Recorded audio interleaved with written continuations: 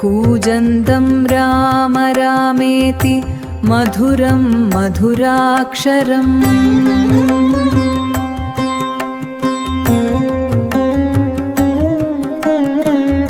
आरुह्य कविताशाखां वन्दे वाल्मीकिकोकिलम्।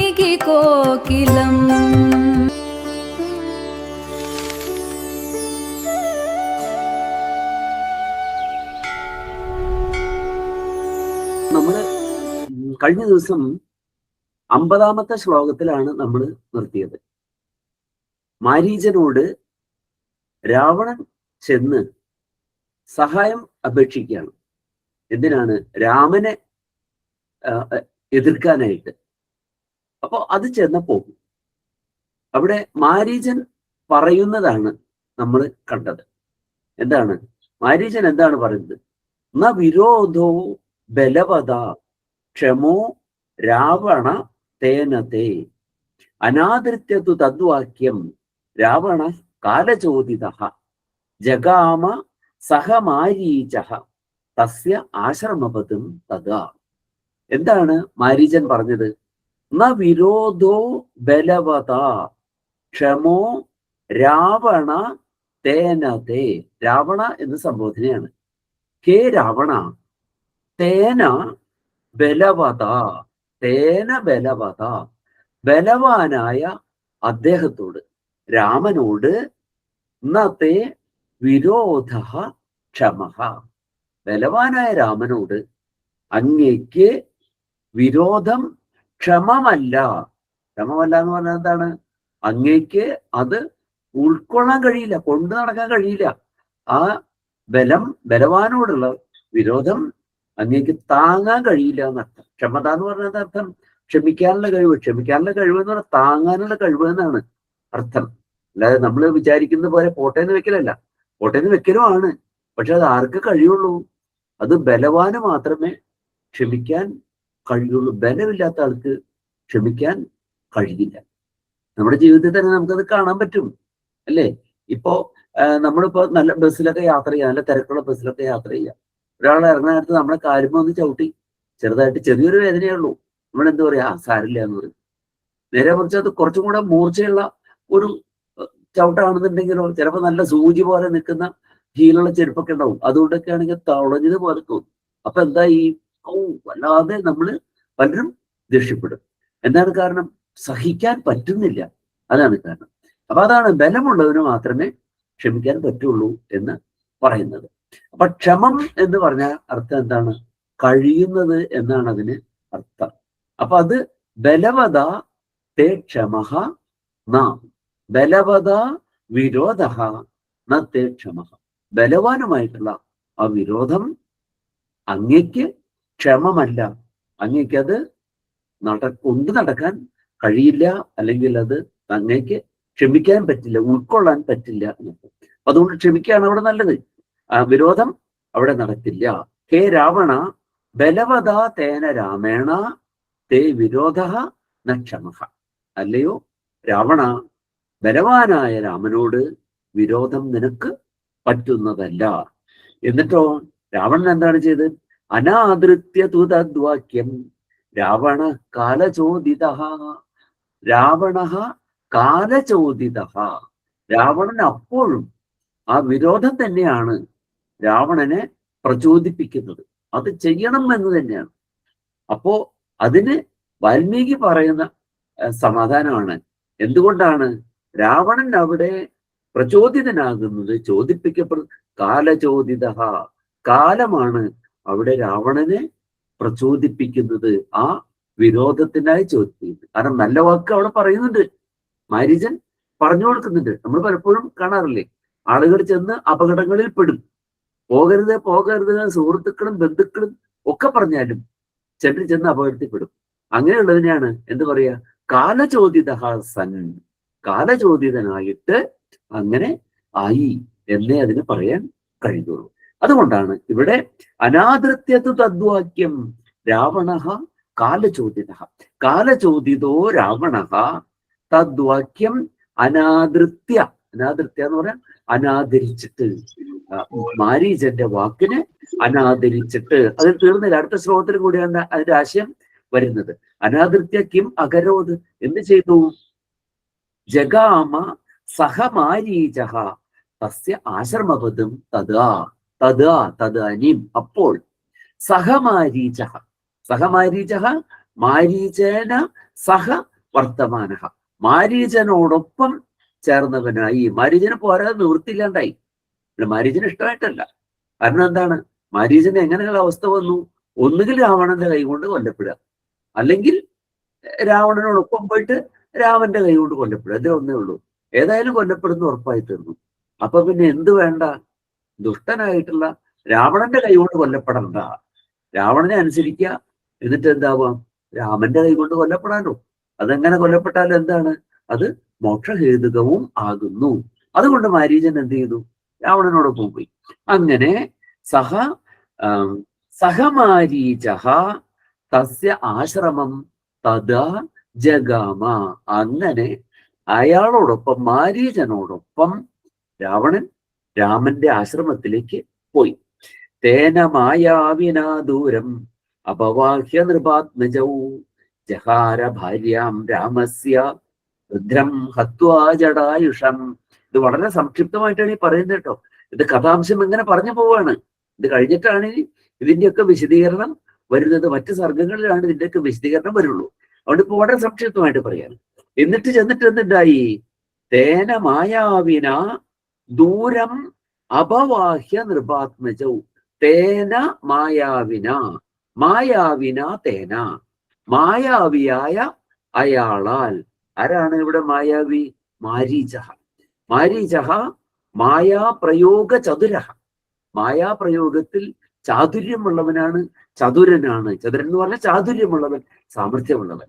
മായാപ്രയോഗ ചതുരനായ മാരീചനെ കൊണ്ട്, തേന മാരീചേന തൃതീയാണ്, ആ മാരീചനെ കൊണ്ട് അപവാഹ്യ നൃപാത്മജൗ, നൃപാത്മജൗ അപവാഹ്യ. നൃപാത്മജൗ, എന്താ നൃപാത്മജൗ എന്ന് പറഞ്ഞാൽ? നൃപന്റെ ആത്മജന്മാർ രണ്ടുപേരെയും, ദ്വിവചനമാണ്. നൃപാത്മജഹ നൃപാത്മജൗ, നൃപാത്മജന്മാർ രണ്ടുപേരെയും. ആരാണ് നൃപാത്മജന്മാരായ രണ്ടുപേര്? രാമലക്ഷ്മണന്മാർ. രാമലക്ഷ്മണൗ, രാമലക്ഷ്മണന്മാരെ എന്ത് ചെയ്തു? രാമലക്ഷ്മണൗ ദൂരം അപവാഹ്യ, ദൂരത്തേക്ക് അപവാഹനം ചെയ്യുക. അപവാഹനം ചെയ്യുക എന്ന് പറഞ്ഞാൽ എന്താണ്? നീക്കിക്കൊണ്ടു പോകുക അവിടുന്ന്. അപ്പൊ അവര് എങ്ങനെയാണ് അവിടെ നിൽക്കുന്നത്? ആശ്രമത്തിൽ അവര് 3 പേരുണ്ട്. രാമലക്ഷ്മണവും സീതാച്ച, രാമലക്ഷ്മണന്മാരുമുണ്ട്, സീതയുമുണ്ട് അവിടെ. പക്ഷെ മാരീചനെ കൊണ്ട്, മായാപ്രയോഗ ചതുരനാണ് മാരീചൻ, മായാപ്രയോഗത്തിൽ വളരെ സാമർഥ്യമുള്ള ആളാ. ആ മാരീചനെ കൊണ്ട് നൃപാത്മജൗ ഉഭൗ അഭി, നൃപാത്മജന്മാരായ രണ്ടുപേരെയും ദൂരം അപവാഹ്യ, ദൂരത്തേക്ക് നീക്കറിഞ്ഞു. അതിന്റെ സൂത്രങ്ങളൊക്കെ നമുക്കറിയാം. ഇനി നമുക്ക് വിശദമായിട്ട് കാണുകയും ചെയ്യാം. ദൂരം അപവാഹ്യ, ദൂരത്തേക്ക് അപവാഹ്യനം ചെയ്തിട്ട് എന്ത് ചെയ്തു? ജഹാര ഭാര്യാം രാമസ്യ ഗൃദ്രം ഹത്വാ ജടായുഷം. ഗൃദ്രം ജടായുഷം ഹത്വാ, ഗൃദ്രമായിട്ടുള്ള ജടായുസിനെ കൊന്നിട്ട്. ജടായുസ് ആരാണ്? ജടായുസ് നമുക്ക് അറിയാവുന്ന ഒരു ഗൃദ്രമാണ് അല്ലെ? ഗൃദ്രം, ഗൃദ്രം എന്ന് പറഞ്ഞാൽ എന്താണ്? കഴുകൻ. ജടായുസ്, അതായത് രാവണൻ സീതയെ അപഹരിക്കാൻ തുടങ്ങിയപ്പോ അതിന് എതിരിടാൻ വന്നതാണ് ജടായുസ്, ജടായു. അപ്പോ ജടായുഹു, ജടായുസ് എന്നാണ് ശബ്ദം. അപ്പൊ ജടായുസിനെ എന്ത് ചെയ്യേണ്ടി വന്നു?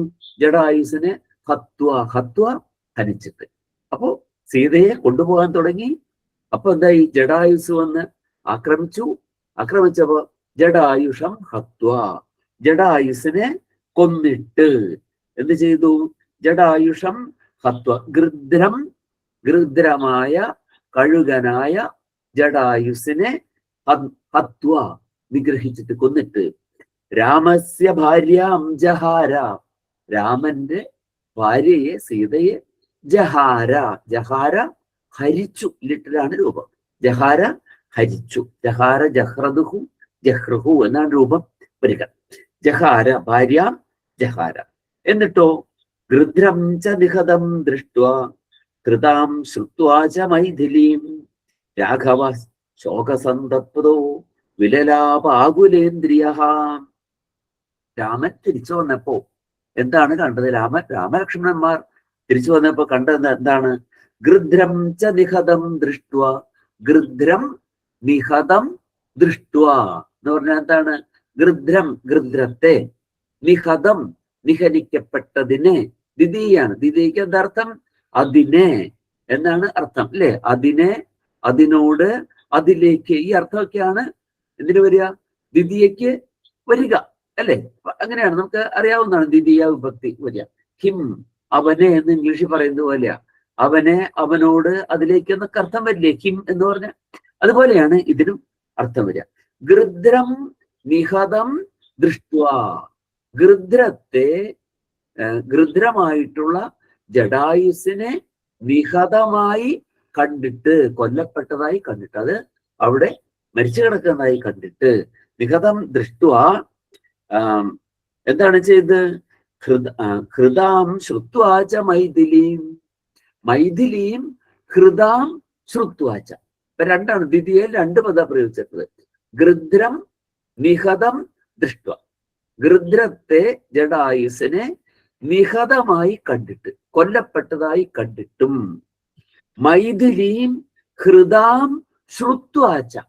മൈഥിലിയെ ഹൃദയായി, ഹൃദ ഹരിക്കപ്പെട്ടവൾ, മൈഥിലിയെ ഹരിക്കപ്പെട്ടവളായി കേട്ടിട്ടും. മൈഥിലി ഹരിക്കപ്പെട്ടു, അപഹരിക്കപ്പെട്ടു എന്ന് കേൾക്കുകയും ചെയ്തിട്ട്. ഇത് രണ്ടും ഉണ്ടായിട്ട് എന്ത് ചെയ്തു?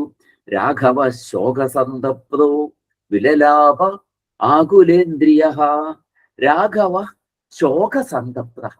രാഘവൻ, രാഘവൻ എന്ന് പറഞ്ഞാൽ രഘുവിന്റെ അപത്യം കുമാൻ, രഘുവിന്റെ കുലത്തിൽ ജനിച്ചവൻ ആയതുകൊണ്ടാണ് എന്ത് പറയുന്നത്? രാഘവ എന്ന് പറയുന്നത്, അല്ലെ? മനുവിൽ നിന്ന് ഉണ്ടായവനെ മാനവൻ എന്ന് പറയുന്നത് പോലെ. മാനവൻ എന്ന് പറയില്ലേ മനുഷ്യന്മാരെ? മനു പ്രജാപതിയിൽ നിന്നാണ് ഉണ്ടായത്, അതുകൊണ്ടാണ് മാനവന്മാർ എന്ന് പറയുന്നത്. മനുജൻ എന്നും പറയും, മനുവിൽ നിന്ന് ജനിച്ചവൻ മനുജൻ എന്നൊക്കെ പറയുന്നത് പോലെ. അതുപോലെ ഇവിടെ രഘുവിന്റെ അപത്യം, അപ്പൊ രഘുവിന്റെ കുലാപത്യമാണ്, അല്ലെ? രഘുവിൽ നിന്ന് നേരെ രാമനല്ല ഉണ്ടായത്. രഘുവിൽ നിന്ന് ആരുണ്ടായത്? രഘുവിന്റെ മകൻ അജനാണ്, അജന്റെ മകൻ ദശരഥനാണ്, ദശരഥന്റെ മകനാണ് രാമൻ. അപ്പോഴും എന്താണ്? കുലാപത്യം. നമ്മളൊക്കെ നമ്മുടെ കുലത്തിൽ നമുക്ക് മുൻപ് ഉണ്ടായിട്ടുള്ള എല്ലാ മുത്തശ്ശന്മാരുടെയും മക്കളാണ് നമ്മൾ എന്നാണ്. അപ്പോ എന്തില്ല, ഈ ഹെറിഡിറ്റിക്ക് അവസാനമില്ലെന്നാണ് പറയുന്നത്.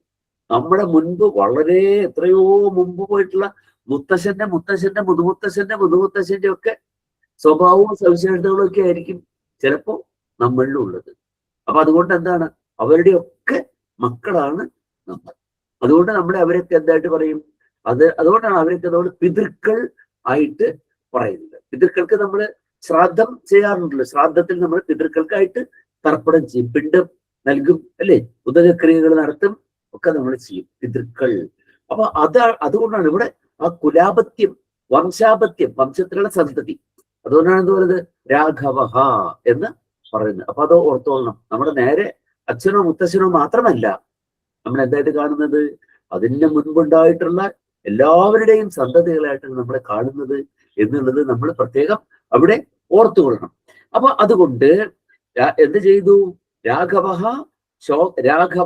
രാഘവൻ, ആ രഘുകുലനാഥൻ. രഘുകുലത്തിൽ ജനിച്ചവനുമാണ്, രഘുകുലത്തിന്റെ നാഥനുമാണ് രാമൻ. നമ്മൾ പറയാറില്ലേ രഘുപതി രാഘവ രാജാറാം. എന്താ അങ്ങനെ പറയുന്നത്? രഘുപതി രാഘവൻ, രഘുവിന്റെ സന്തതിയുമാണ്, രഘുകുലത്തിന്റെ പതിയുമാണ്. അതാണ് രഘുപതി രാഘവ രാജാറാം എന്ന് നമ്മൾ പറയുന്നത്. ഇരിക്കട്ടെ. അപ്പൊ അദ്ദേഹം എന്ത് ചെയ്തു? സഹ വിലലാപ ശോകസന്തപ്ത, ശോകം കൊണ്ട് തപിക്കപ്പെട്ടവനായി, വിലലാപ, വിലലാപ വിലപിച്ചു, ആ സീതയെ എന്ന് വിളിച്ചുകൊണ്ട് വിലപിച്ചു. ആകുലേന്ദ്രിയ, ആകുലമായ വിവശങ്ങളായ ഇന്ദ്രിയങ്ങളോട് കൂടിയവനായി, എല്ലാ മനസ്സിന് വന്നതായ ആ ശോകം എന്താണ്? ഇന്ദ്രിയങ്ങളെ വരെ തളർത്തിക്കളഞ്ഞു. കാരണം ഇന്ദ്രിയങ്ങൾ എത്ര ശക്തമായാലും മനസ്സുണ്ടെങ്കിലേ ഇന്ദ്രിയം കൊണ്ട് അതിന്റെ പ്രവൃത്തികള്, വിഷയങ്ങളെ ഗ്രഹിക്കാൻ കഴിയുള്ളൂ, അല്ലേ? നമ്മളിപ്പോ ഇങ്ങനെ കണ്ണും തുറന്നിരിക്കുകയാണ്. മനസ്സ് വല്ലയിടത്തും വ്യാപരിക്കുകയാണെങ്കിൽ നമ്മുടെ കൺമുന്നിൽ കൂടെ ഒരു ആന നടന്നു പോയാലും നമ്മൾ ചിലപ്പോൾ കണ്ടിട്ടാവില്ല. കാരണം എന്താണ്? മനസ്സിന്റെ അനവസ്ഥിതി കൊണ്ട്. മനസ്സിന്റെ അനവസ്ഥാനം ഉണ്ടായാൽ ഒരു ഇന്ദ്രിയവും പ്രവർത്തിക്കില്ല. അതാണ് നമ്മൾ ശകുന്തളത്തിൽ കാണുന്നത്, അല്ലേ? ശകുന്തള ഇങ്ങനെ എന്താണ് ദുഷ്യന്തനെ തന്നെ ധ്യാനിച്ചിരുന്നു, മനസ്സവിടെ ഇല്ല. അപ്പൊ എന്തായി? അവിടെ ദുർവാസാവ് വന്ന് കണ്ടില്ല, തന്റെ മുന്നിൽ വന്ന് നിന്നു. എന്നിട്ടോ അവിടെ വന്നിട്ട് വിളിക്കുകയും ചെയ്തു, കേട്ടില്ല. അപ്പൊ കണ്ണും കണ്ടില്ല, കാതും കേട്ടില്ല, അല്ലേ? അറിയാൻ പറ്റിയില്ല. അപ്പൊ ഇന്ദ്രിയം, അപ്പൊ ഇവിടെ ആകുലേന്ദ്രിയ എന്ന് പറഞ്ഞാൽ എന്താർത്ഥം? മനസ്സിന് വന്ന ശൈഥില്യം ഇന്ദ്രിയങ്ങളെ മുഴുവൻ ബാധിച്ചു. ഇന്ദ്രിയങ്ങൾ തന്നെ പ്രവർത്തിക്കാതെ ആയിത്തീർന്നു രാമന്. രാഘവ ശോകസന്തപ്തഃ വിലലാപ ആകുലേന്ദ്രിയ തതസ്തേനൈവ ശോകേന ഗൃധ്രം ദിഗ്ധ്വാ ജടായുഷം. തതഃ തതസ്തേനൈവ, തതഃ തേന ഏവ, തതഃ തതഃ എന്ന് പറഞ്ഞാൽ അതിനുശേഷം. അങ്ങനെ കുറെ വിലപിച്ചു. അങ്ങനെ വിലപിച്ചതിരിക്കാൻ പറ്റൂ? എന്നും വിലപിച്ചിരിക്കാൻ പറ്റില്ല. എന്ത് വേണം? കൃത്യാന്തരങ്ങൾക്ക് എന്ത് വരാൻ പാടില്ല? വിഘ്നം വരാൻ പാടില്ല. അത്രയ്ക്കൊക്കെ വിലപിക്കാൻ പാടുള്ളൂ. വിലാപം എത്ര വലിയ വിലാപമായിക്കൊള്ളട്ടെ, അത് എന്തിനാകാൻ പാടില്ല? കർത്തവ്യ നിർവഹണത്തിന് വിഘാതമാകാൻ പാടില്ല. അതുകൊണ്ട് കുറച്ച് വിലപിച്ചു. എന്നിട്ട് തതഃ തേന ഏവ ശോകേന, അതേ ശോകത്തോടു കൂടി തന്നെ എന്നർത്ഥം. ആ ദുഃഖം മാറിയിട്ടല്ല, ദുഃഖത്തോടു കൂടി തന്നെ. ഗൃധ്രം ദഗ്ധ്വാ ജടായുഷം, ഗൃധ്രം ജടായുഷം ദഗ്ധ്വാ, ഗൃധ്രം ജടായുസ്, കൊല്ലപ്പെട്ട ജടായുസ്സായ ഗൃധ്രം, ഗൃധ്രത്തെ ദഗ്ധ്വാ, ദഗ്ധ്വ എന്ന് പറഞ്ഞാൽ എന്താണ്? ദഹിപ്പിച്ചിട്ട്. ആ ഗൃധ്രത്തിന്റെ ശരീരം ദഹിപ്പിച്ചു. വിധിയാം വണ്ണം തന്നെ അതിനെ അന്ത്യേഷ്ടി തന്നെ നടത്തി. അന്ത്യയിഷ്ടി, അന്ത്യേഷ്ടി നേടില്ലേ? എന്താ അന്ത്യേഷ്ടി? ശവസംസ്കാരമാണ്, അല്ലേ? ആ, ശവസംസ്കാരം 16ാമത്തെ സംസ്കാരം ആണോ എന്ന് ചോദിച്ചാൽ പറയാൻ പറ്റില്ല. 16ാമത്തെ സംസ്കാരമല്ല, ചിലർക്കത് 19ാമത്തെ സംസ്കാരമൊക്കെയാണ്. ഷോഡശ സംസ്കാരങ്ങളിൽ ചിലർ എന്ത് കൂട്ടുന്നില്ല? ഈ അന്ത്യേഷ്ടിയൊന്നും കൂട്ടുന്നില്ല. അങ്ങനെയുണ്ട്. അന്ത്യേഷ്ടി കൂട്ടാതെ, അന്ത്യേഷ്ടി, വിദ്യാരംഭം, ഇതൊക്കെ കൂട്ടാതെ തന്നെ 16 സംസ്കാരങ്ങൾ ഉണ്ട്. നമുക്ക് ഇതിനെപ്പറ്റിയൊക്കെ നമുക്ക് പിന്നെ നേരം കിട്ടുന്നതിനനുസരിച്ച് നമുക്ക് ചർച്ച ചെയ്യാം. അപ്പൊ ഈ അന്ത്യേഷ്ടി സംസ്കാരമായിട്ട് കൂട്ടുന്നവരും ഉണ്ട്, കൂട്ടാത്തവരും ഉണ്ട്. അതിരിക്കട്ടെ, നമുക്ക് പിന്നെ അതിനെ പറ്റി നമുക്ക് പറയാം. അപ്പോ അങ്ങനെ ആ ദുഃഖത്തോടുകൂടി ദുഃഖപരവശനായി തന്നെ എന്ത് ചെയ്തു? ഗൃധ്രത്തെ, ജടായുസിനെ ദഹിപ്പിച്ചു. അതിനുള്ള അന്ത്യേഷ്ടി നിർവഹിച്ചു. എന്നിട്ട് തതസ്തേനൈവ ശോകേന ഗൃധ്രം ദഗ്ധ്വാ ജടായുഷം മാർഗമാണോ വനേ സീതാം രാക്ഷസം സംദദർശഃ. മാർഗമാണഃ വനേ സീതാം, വനേ സീതാം മാർഗമാണഃ. മാർഗമാണഃ എന്ന് പറഞ്ഞാൽ എന്താണ്? മാർഗണം ചെയ്യുന്നവൻ. മാർഗണം ചെയ്യുക എന്ന് പറഞ്ഞാൽ എന്താണ്? അന്വേഷിക്കുക. മാർഗണം, അന്വേഷിക്കൽ എന്നാണ് അർത്ഥം. നമ്മൾ കേട്ടില്ലേ? മൃഗം. എന്താ മൃഗം എന്ന് പറയുന്നത്? മൃഗ എന്ന് പറഞ്ഞാൽ മാൻ എന്നാണ് അർത്ഥം സംസ്കൃതത്തിലെ. പശു എന്നർത്ഥമല്ല. പശു എന്ന് പറഞ്ഞാൽ സംസ്കൃതത്തില് എന്താണ്? മൃഗം എന്നർത്ഥം. മൃഗം എന്ന് പറഞ്ഞാല് മാൻ എന്നർത്ഥം, അല്ലേ? പശു എന്ന് പറയണമെങ്കിൽ എന്ത് വേണം? ഗോവ് എന്ന് വേണം. ഗൗഹു എന്ന് പറഞ്ഞാല് പശു. അപ്പോ എന്തുകൊണ്ടാണ് മൃഗം എന്ന് പറയുന്നത്? പണ്ട് മനുഷ്യൻ ഈ കാട്ടിലൊക്കെ താമസിച്ചിരുന്ന കാലത്തെ ഭോജനത്തിന് വേണ്ടി, ഭക്ഷണത്തിന് വേണ്ടി പ്രധാനമായിട്ട് മാർഗണം ചെയ്തിരുന്നത് മാനുകളെയാണ്. കാരണം അതിനെ പിടിക്കാന്നുള്ളത് താരതമ്യേന എന്താണ്? ആയാസം കുറഞ്ഞ പരിപാടിയാണ്. ഇങ്ങോട്ട് ഉപദ്രവിക്കില്ലല്ലോ. അപ്പോ മാർഗണം ചെയ്തിരുന്നത്, അന്വേഷിച്ചു കൊണ്ടിരുന്നതാണ് എന്ത്? മാനുകളെ, ഭക്ഷണത്തിന് വേണ്ടിയിട്ട്. അതുകൊണ്ട് മാനുകൾ എന്തായി തീർന്നു? മൃഗങ്ങളായി തീർന്നു. മൃഗങ്ങളെ കിട്ടാനുള്ള വഴി എന്താണ്? മൃഗം പോയ അടയാളം. മൃഗം പോയ അടയാളമാണ് എന്ത്? മാർഗഹ എന്ന് പറയുന്നത്. മൃഗം, അപ്പോ മാനുകൾ ഇങ്ങനെ മാൻകൂട്ടം പോയ അടയാളം. അതിനവര് എന്ത് പറഞ്ഞു? അയം മാർഗഹ, ഇത് മാർഗമാണ്. മൃഗം പോയ അടയാളം മാർഗം. അപ്പൊ മാർഗത്തിൽ കൂടെ പോയാൽ എന്ത് കിട്ടും? മൃഗമാകുന്ന ലക്ഷ്യത്തില് എത്താൻ പറ്റും. അങ്ങനെയാണ് മാർഗത്തിൽ കൂടെ പോയിട്ട് നമുക്ക് ലക്ഷ്യം ഉണ്ടായത്.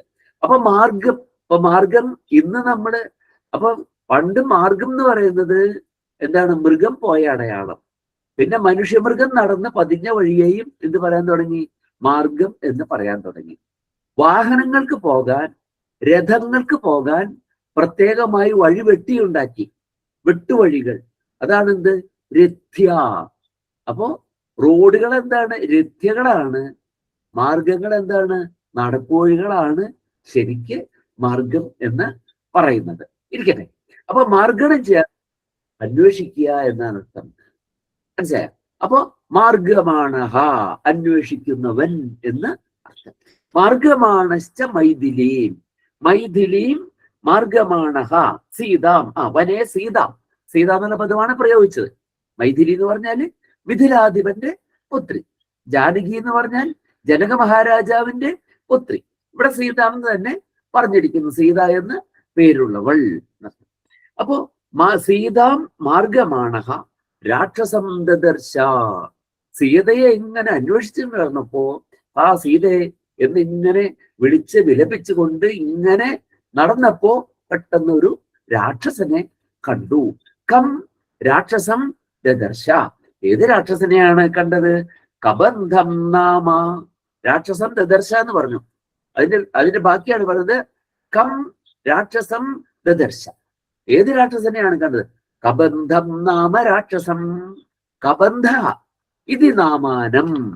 കബന്ധൻ എന്നു പേരുള്ള രാക്ഷസം ദദർശ. എങ്ങനെയുള്ളവനാണ് ഈ കബന്ധൻ എന്ന രാക്ഷസൻ? രൂപേണ വികൃതം ഘോരദർശനം. രൂപേണ വികൃതം ഘോരദർശനം രാക്ഷസം ദദർശ. രൂപം കൊണ്ട് വികൃതനാണ്. കാരണം എങ്ങനെയാണ് നടക്കുന്നത്? കബന്ധത്തിന്റെ രൂപത്തിലാണ് നടക്കുന്നത്. കബന്ധം എന്ന് പറഞ്ഞാൽ അർത്ഥം ശിരസറ്റ ശരീരത്തെയാണ് കബന്ധം എന്ന് പറയാം. വെള്ളം എന്ന അർത്ഥമുണ്ട് കേട്ടോ, അത് വേറെ കാര്യം. കബന്ധ എന്നുള്ളതിന് വെള്ളം എന്ന് അർത്ഥമുണ്ട്. ഇവിടെ കബന്ധം എന്താണ്? ശിരസില്ലാത്ത ശരീരം. ശിരസില്ലാത്ത ശരീരമായിട്ട് ഒരു ഘോര രൂപം നടക്കുക. അത് എത്ര എത്ര എത്ര ഭീകരമാണ് അല്ലേ?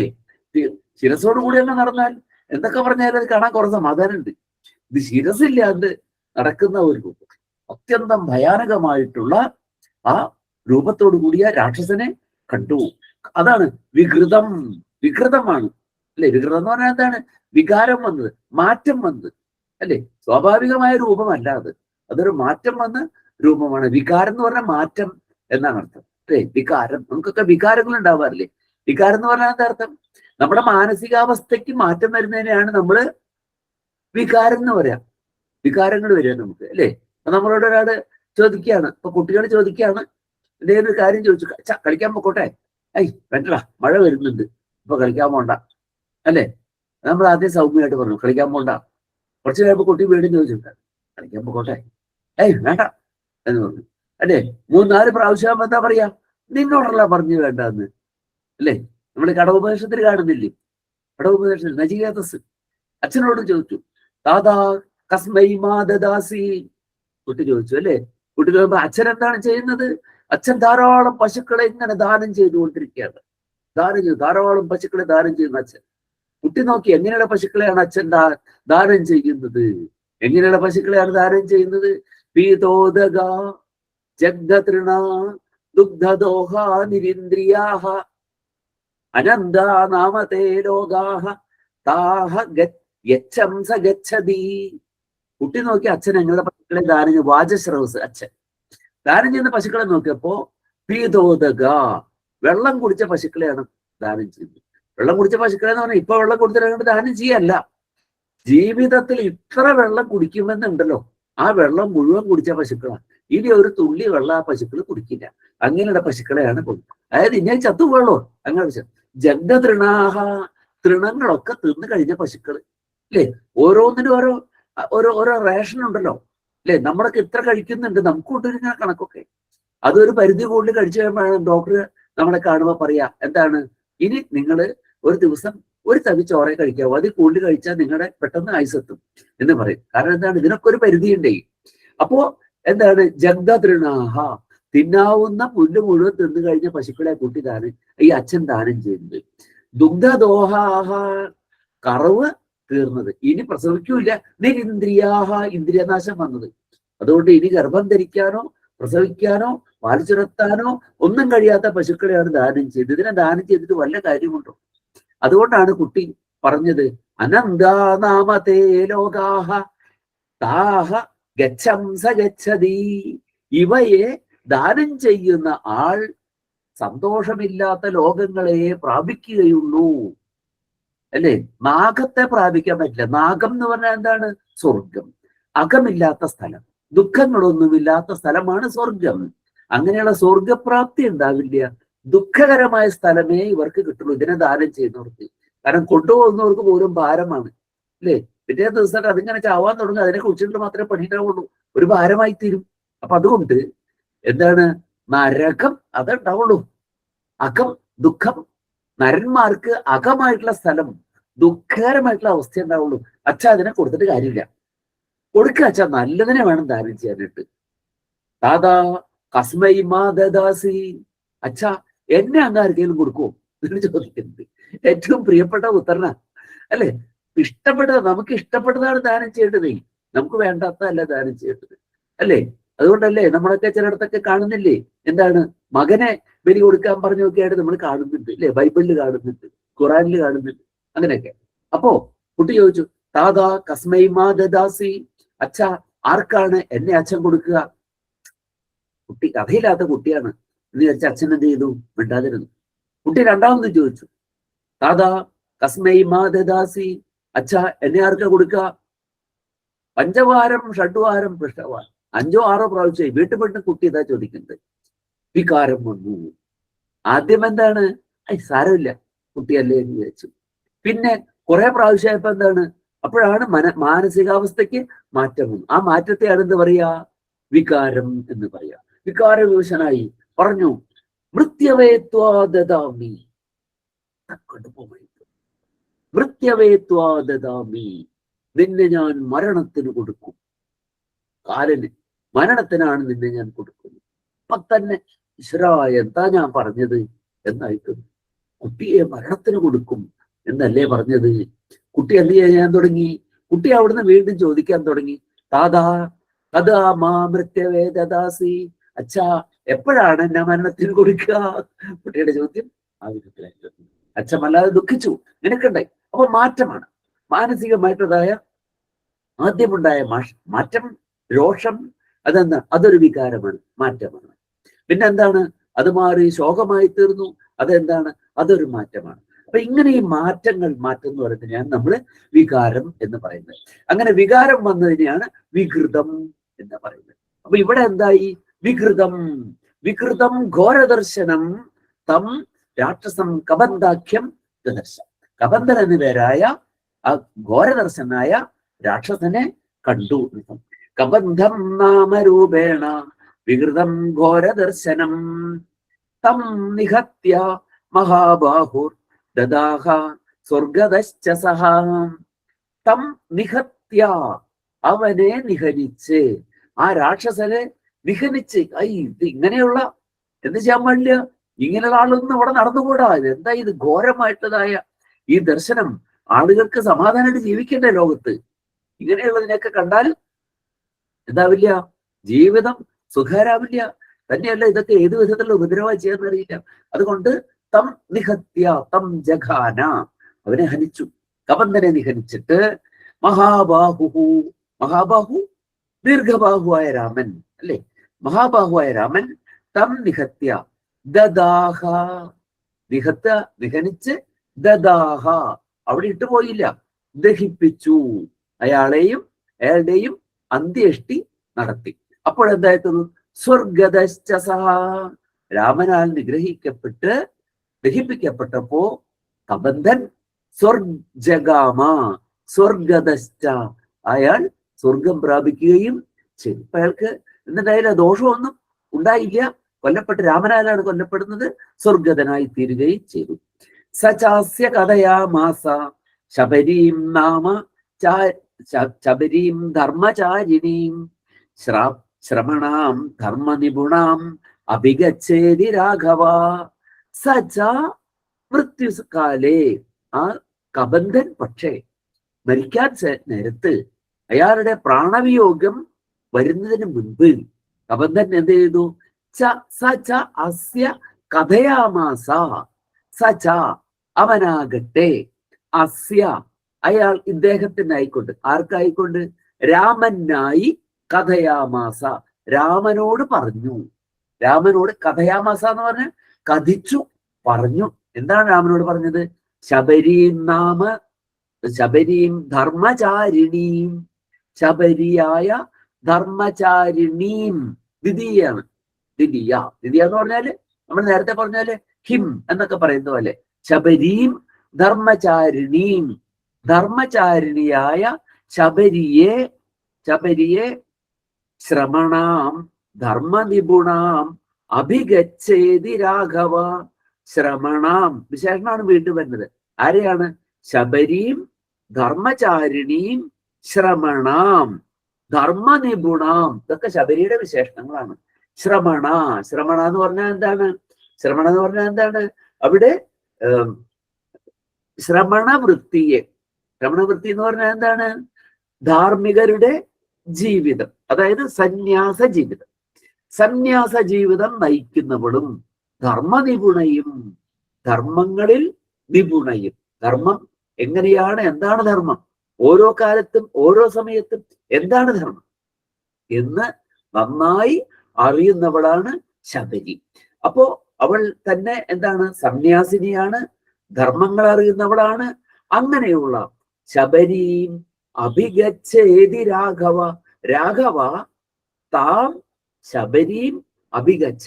രാഘവ അവിടുന്ന് ആ ശബരിയെ പോയി കാണണം കേട്ടോ എന്ന് പറഞ്ഞിട്ടാണ് ഈ കബന്ധൻ മരിച്ചത്. മരിക്കുന്നതിന് മുമ്പ് ശബരിയെ പോയി കാണണം എന്ന് പറഞ്ഞു. കാരണം ശബരി എന്താണ്? ശബരി അത്രയും വലിയ ഭക്തയാണ്. അപ്പൊ ശബരിയെ കാണണം. ശബരിയുടെ അടുത്തും ചില കാര്യങ്ങൾ രാഘവന് ഗ്രഹിക്കേണ്ടതുണ്ട്. അതുകൊണ്ടാണ് ശ്രമണാം ധർമ്മനിപുണാം അഭിഗച്ഛേതി രാഘവ. അഭിഗച്ഛ എന്ന് പറഞ്ഞാൽ അഭിഗമിക്കൂ. അഭിഗമിക്കുക എന്ന് പറഞ്ഞാൽ എന്താണ്? അഭിമുഖമായിട്ട് ചെല്ലൂ, അവളുടെ അടുത്തേക്ക് ചെല്ലൂ എന്നർത്ഥം. സോ അഭ്യഗച്ഛൻ മഹാതേജാഹ ശബരീം ശത്രുസൂദനഃ. സോ അഭ്യഗച്ഛൻ മഹാതേജാഹ. സോഭ്യഗച്ഛൻ എങ്ങനെ സന്ധിച്ചതും? സഹ അഭ്യഗച്ഛത് എന്നാണ്. അഭ്യഗച്ഛൻ അല്ല, അഭ്യഗച്ഛത്. തിരുത്തണ്ട കേട്ടോ. അപ്പുറത്ത് മഹാതേജ മകാരം അനുനാസികം വന്നത് കൊണ്ടാണ് അഭ്യഗച്ഛത് എന്നുള്ളത് മകാരാദേശം വന്നത്. അഭ്യഗച്ഛൻ. തത് നാന്ന് വരുമ്പോ എന്താണ് വരിക? തന്ന എന്നായി തീരും. തത് തത്ത് എന്നാണ്. അപ്പുറത്ത് നാ വരുമ്പോ അനുനാസികമായതുകൊണ്ട് തത്ത് എന്നുള്ള തകാരവും അനുനാസികവും. അപ്പൊ എന്താവും? തന്ന എന്നായിട്ട് വരും. തത് മേ, തന്മേ എന്ന് വരുന്ന പറയുന്ന സന്ധിയാണ്. അപ്പോ സോ അഭ്യാഗച്ഛത് മഹാതേജാഹ. മഹാതേജാഹ എന്ന് പറഞ്ഞാൽ എന്താ അർത്ഥം? മഹാതേജസ്സായ രാമൻ, മഹത്തായ തേജസ്സോട് കൂടിയവൻ എന്നർത്ഥം. മഹാതേജാഹ മഹാതേജസൗ. മഹാതേജസ എന്നാണ് രൂപം വരിക. സംസ്കൃതം പഠിക്കുന്ന ആളുകൾ ഉണ്ടെങ്കിൽ അത് ഓർത്തിരിക്കണം. അപ്പോ ആ മഹാതേജസ്സായ രാമൻ എന്ത് ചെയ്തു? സഹ അഭ്യഗച്ഛത് അഭിഗമിച്ചു. ആരെ അഭിഗമിച്ചു? ശബരിയെ അഭിഗമിച്ചു. ശബരിയുടെ സമീപത്ത് ചെന്നു. ശബരീം ശത്രുസൂദനഃ. എങ്ങനെയുള്ളവനാണ് രാമൻ? ശത്രുസൂദനഃ. ശത്രുസൂദനൻ. സൂദനൻ എന്ന് പറഞ്ഞാൽ എന്താണ്? സൂദനം ചെയ്യുന്നവൻ. സൂദനം ചെയ്യാന്ന് പറഞ്ഞാൽ എന്താണ്? ക്ഷണനം ചെയ്യുക. ക്ഷണനം ചെയ്യുക എന്ന് പറഞ്ഞാൽ എന്താണ്? കൊല്ലുക. ക്ഷണനം ചെയ്യാന്ന് പറഞ്ഞാൽ ക്ഷണിക്കുക എന്നല്ല അർത്ഥം. ക്ഷണനം. മൃത്യുവിന്റെ പര്യായങ്ങൾ പറഞ്ഞിട്ടുള്ളതിൽ കൊല്ലുക എന്നുള്ളതിന്റെ പര്യായങ്ങൾ അമരകോശത്തിൽ പറഞ്ഞിട്ടുള്ളതിന് ഏതാണ്ട് 35-40 വരെ പര്യായങ്ങളെ പറഞ്ഞിട്ടുള്ളത് കൊല്ലുക എന്നുള്ളതിന്. അതിൽ ഒരെണ്ണമാണ് എന്ത്? ക്ഷണനം എന്നുള്ളത്. ഹനനം, ക്ഷണനം, വധം എന്നൊക്കെ പറഞ്ഞിട്ടുണ്ടതില്. അപ്പൊ ക്ഷണനം എന്ന് പറഞ്ഞാൽ നമ്മൾ വിചാരിക്കുന്നത് പോലെ എന്തല്ല, അത് ഇൻവിറ്റേഷൻ അല്ല. ക്ഷണനം എന്ന് പറഞ്ഞാല് ഹത്യയാണ്. സൂദനം, സൂദനം എന്ന് പറഞ്ഞാൽ എന്താ അർത്ഥം? കൊല്ലൽ എന്നാണ് അർത്ഥം. അപ്പൊ കൃഷ്ണനെ നമ്മൾ മധുസൂദനൻ എന്ന് പറയാറുണ്ട് അല്ലേ? എന്തുകൊണ്ടാണ് മധുസൂദനൻ എന്ന് പറയുന്നത്? മധുവിനെ കൊന്നത് കൊണ്ടാണ് അല്ലേ? മധു കൈടഭാരി, മധുവിന്റെ അരിയും മധ്വരി കൈടഭാരിയും ഒക്കെയാണ് കൃഷ്ണൻ. അപ്പൊ നമ്മുടെ കുട്ടികൾക്ക് പേരിടുമ്പോ മധുസൂദനൻ എന്ന് പേരിടും. പക്ഷെ പിന്നെ നമ്മൾ വിളിക്കുന്ന മധു എന്നാണ് മധുസൂദനെ വിളിക്കുന്നത്. അതാണ് വേറൊരു കുഴപ്പം. അതിരിക്കട്ടെ. അപ്പൊ എന്താണെങ്കിലും പക്ഷെ മധു എന്ന് പറഞ്ഞാൽ മധുമാസമൊക്കെ ഉണ്ട് കേട്ടോ. മാധവം, മധുവിനെ സംബന്ധിച്ചത് വേറെയും ഉണ്ട്, പദങ്ങളൊക്കെ വേറെയും ഉണ്ട്. ഇതൊന്നും മാത്രമല്ല. അതിരിക്കട്ടെ. സോ അഭ്യഗച്ഛൻ മഹാതേജാഹ ശബരി ശത്രുസൂദനഃ. ശത്രുസൂദനൻ ആയ രാമൻ എന്ത് ചെയ്തു? ശബരി അഭ്യഗച്ഛൻ, ശബരിയുടെ സമീപത്തേക്ക് ചെന്നു. എന്നിട്ടോ എവിടെയാണ്? ശബര്യാ പൂജിത സമ്യക് രാമോ ദശരഥാത്മജഃ. ശബര്യാ പൂജിതഃ സമ്യക് രാമഃ ദശരഥാത്മജഃ. ദശരഥാത്മജഃ രാമഃ ശബര്യാ സമ്യക് പൂജിതഃ. പൂജിതഃ സമ്യക് രാമോ എന്നാണ്. അപ്പൊ എങ്ങനെയാണ്? ശബര്യാ പൂജിതഃ സമ്യക് രാമഃ ദശരഥാത്മജഃ. അപ്പൊ എങ്ങനെ പറയണം? ദശരഥാത്മജഃ രാമഃ ശബര്യാ സമ്യക് പൂജിതഃ. ദശരഥാത്മജനായ രാമൻ ശബരിയാൽ സമ്യക് നന്നായി പൂജിതനായി തീർന്നു. സമ്യക് എന്ന് പറഞ്ഞാൽ നന്നായിട്ട് എന്നാണ് അർത്ഥം. സന്തോഷ എന്ന് പറഞ്ഞാൽ എന്താർത്ഥം? സമ്യക്കായിട്ടുള്ള ദോഷം, നന്നായിട്ടുള്ള തുഷ്ടി, സംതുഷ്ടി, സന്തോഷം എന്നൊക്കെ നമ്മൾ പറയും. അപ്പൊ നന്നായി പൂജിക്കപ്പെട്ടു മധുസൂദനൻ. എന്നിട്ടോ പമ്പാ തീരേ ഹനുമത സംഗതോ വാനരേണഃ. പമ്പാ തീരേ, പമ്പാ നദിയുടെ തീരത്ത്. അപ്പൊ ശബരിയെ കണ്ടതിന് ശേഷം പമ്പാ തീരത്തിലേക്ക് പോയി. പമ്പാ തീരത്തിൽ ഹനുമത സംഗതഃ, ഹനുമാനുമായി സംഗതനായി. സംഗതനായി എന്ന് പറഞ്ഞാൽ അർത്ഥം സംഗമിച്ചവനായി തീർന്നു. സംഗമിക്കുക, ഗമിക്കുക എന്ന് പറഞ്ഞാൽ എന്താർത്ഥം? പോവുക എന്നാണ് അർത്ഥം അല്ലെ? ഉപസർഗം അങ്ങോട്ട് മാറിയ അതിന് ധാരാളം പ്രിഫിക്സുകൾ മാറിയ ഈ ഗമധാതുവിന് ധാരാളം അർത്ഥങ്ങൾ മാറി മാറി വരും അല്ലെ? ഗമിക്കുക, പോവുക. ആഗമിക്കുക, വരിക. സംഗമിക്കുക, കൂടിച്ചേരുക. അനുഗമിക്കുക, പിന്നാലെ പോവുക. അഭിഗമിക്കുക, നേരെ ചെല്ലുക. കണ്ടോ? അർത്ഥങ്ങൾ മാറണുണ്ടോ? ഇതാണ് ഉപസർഗങ്ങൾ മാറുമ്പോ പദങ്ങൾക്ക് അർത്ഥങ്ങൾ ഇങ്ങനെ മാറി മാറി വരും. അധിഗമിക്കുക, അധിഗമിക്കുക എന്ന് പറഞ്ഞാൽ എന്താ അർത്ഥം? മനസ്സിലാക്കുക, പഠിക്കുക, വായിക്കുക എന്നൊക്കെ അർത്ഥം. അഭിഗമിക്കുക, അത് ഇംഗ്ലീഷിലും ഉണ്ട് ആ വാക്ക്, ആ അർത്ഥത്തിൽ അല്ലേ? Go through, you go through the text എന്ന് പറഞ്ഞാൽ എന്താ അർത്ഥം? ആ ടെക്സ്റ്റ് വായിക്കൂ എന്നല്ല അതിന്റെ അർത്ഥം. ഗോ ത്രൂ, അത് തന്നെയാണ് സംസ്കൃതത്തിൽ അധിഗമിക്കുക, പഠിക്കുക എന്നൊക്കെ പറയുന്നത്. അപ്പൊ ഉപസർഗങ്ങൾ ചേർന്നാൽ പദങ്ങളുടെ അർത്ഥം മാറി മാറി വരും. ആ സംസ്കൃതത്തിൽ പ്രത്യേകം എടുത്ത് പറഞ്ഞിട്ടുണ്ട്. പ്രഹാരം, ആഹാരം, സംഹാരം, വിഹാരം, പരിഹാരം എന്ന് പറയുന്നത് പോലെ അല്ലെ? പ്രഹാരം നമുക്ക് അത്ര ഇഷ്ടമുള്ളതല്ല, ആഹാരം ഇഷ്ടമാണ്, വിഹാരം ഇഷ്ടമാണ്, സംഹാരം ഇഷ്ടമല്ല, പരിഹാരം ഒരുവിധം ഒപ്പിക്കപ്പെടാണ്, നമുക്ക് ഇഷ്ടപ്പെടാണ്. അപ്പൊ ഇങ്ങനെ ഉപസർഗം ചേരുമ്പോ അർത്ഥം മാറി വരും. ശരി, അപ്പൊ ഇവിടെ എന്ത് ചെയ്തു? ശബര്യാ പൂജിതഃ സമ്യക് രാമോ ദശരഥാത്മജഃ പമ്പാ തീരെ ഹനുമത സംഗതഃ. ഹനുമാനുമായി സംഗതനായി തീർന്നു. സംഗതൻ, സംഗമിച്ചവൻ. സംഗമങ്ങൾ കേട്ടിട്ടില്ലേ? ഗംഗാ സംഗമം എന്നൊക്കെ നമ്മൾ കേട്ടിട്ടുണ്ട്, ത്രിവേണി സംഗമം എന്നൊക്കെ. അപ്പോ ഹനുമാനുമായി സംഗമിച്ചു, കൂടിച്ചേർന്നു. ആരുമായിട്ടാണ് കൂടിച്ചേർന്നത്? ഹനുമത വാനരേണ ഹ, വാനരനായ ഹനുമാനുമായിട്ട്. ഹ, ഇത് വിസർഗ അല്ലാട്ടോ, അത് ഹ എന്നാണ്. ഹ എന്നുള്ളത് എന്താണ്? പാദപൂരണമായിട്ട് അല്ലെങ്കിൽ ഒരു വാക്യാലങ്കാരം. ഹനുമാനുമായി കൂടിച്ചേർന്നു എന്ന് അർത്ഥം. ഹ ഹനുമാനുമായി കൂടിച്ചേർന്നു. ഹനുമാൻ ആരാണ്? വാൻ നരേണ, വാ നരഹ അല്ലെ? വാനരൻ എന്താണ്? ആരാണ്? ശാഖാമൃഗം അല്ലെ? വാനരഹ, പ്ലവംഗ, വാ നരഹ. ശീലം കണ്ട ഏതാണ്ട് നരനാണോ എന്ന് തോന്നും അല്ലെ? പ്രവൃത്തികളൊക്കെ കണ്ട വാ നരഹ, നരനാണോ എന്ന് തോന്നും അല്ലേ? ഇരിക്കട്ടെ. ഏതാണെങ്കിലും വാനരനുമായി സംഗമിച്ചു.